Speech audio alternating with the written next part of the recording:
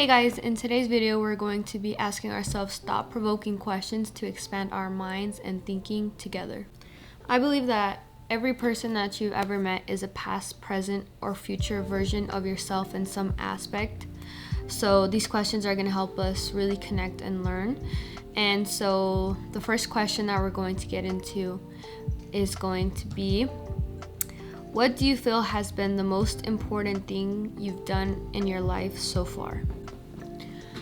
To answer that question myself, the first thing that comes to mind when I think about what is the most important thing that I've done in life so far is just learning how to love myself. And I feel like the foundation of this world is love, and the only way that we're able to truly become happy is when we learn to love every aspect of ourselves, even the parts that we might not necessarily like. And when I came to terms with that is really when I feel like my life turned around, because for a long time I felt like I was living my life for other people and I wanted the approval of my parents, which is like the biggest thing I feel like was holding me back from living a life that I wanted to live for myself. And sometimes it's self-inflicted because I just put so much pressure on being somebody for them that I forgot to be myself for me. And a book I really recommend reading if you feel like you struggle with self-love or you struggle with giving too much to other people and forgetting to give to yourself is definitely going to be The Mastery of Love by Don Miguel Ruiz. That book has taught me so much. I can add some things in here from what I've learned from that book, but just understand that every single relationship that you have in your life is based off of the relationship that you have with yourself. So if you don't have a good relationship with yourself, and there's no way that you're going to have a healthy relationship with anybody else in your life. And that was my reality for many years, until I finally realized that I wanted to start living for myself rather than living for other people. And so that's why I feel like that's the most important thing that I've done in life so far, because if I hadn't had done that, I would still be depressed, insecure, not confident. Just a lot of negative things come from lacking self-love. And once I really understood that it was going to be a journey into understanding myself and loving myself, then that's when a lot of things turned around for me. And it's not easy, and it's not going to come as quick as like you would want it to, or at least for my experience that's how it was.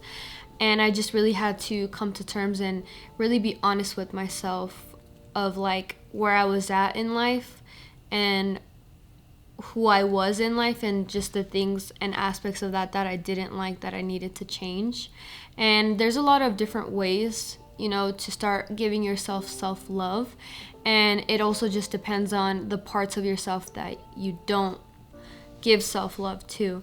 So I'm going to give some examples of some things that I did to help myself, gain that self-love. And it's really small practical things, and it sometimes feels like it doesn't make a difference, but it's what you do continuously that will change things in your life. So let's get into that. So the first thing that I did to really help myself develop a better relationship with myself and start to develop self-love is going to sound kind of strange, because let me just tell you.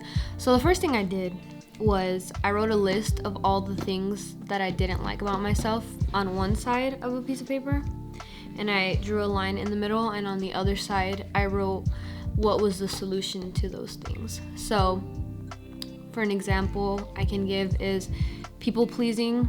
That was one thing I know I had for sure on my list.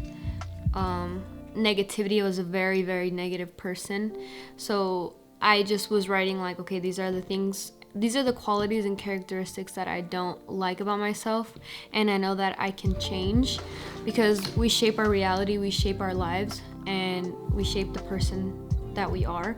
So I did that, and then I wrote the solution on the right side of the paper, and then I just started chipping away from that slowly and really just doing research on how to become the person that I wanted to be.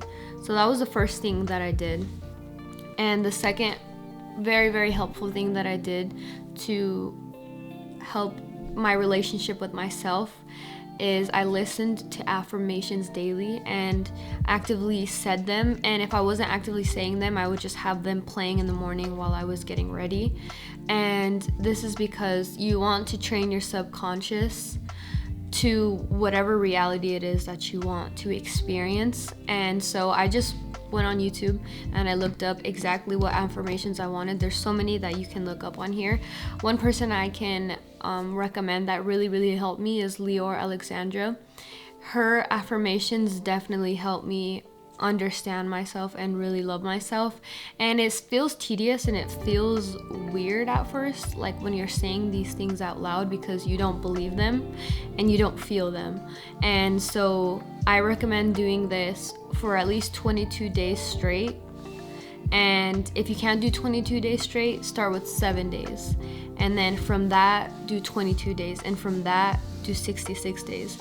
And doing this continuously every single day is really going to change your subconscious and change your thinking. This really helped me with negative thoughts and negative thinking. It really pushed out those thoughts, and it made me understand that we have so many thoughts in our minds throughout the day. I don't know what the exact number is, but I know it's thousands of thoughts. But whatever you accept or reject, that's what's up to you. So just because you have a thought in your mind doesn't mean that it's true.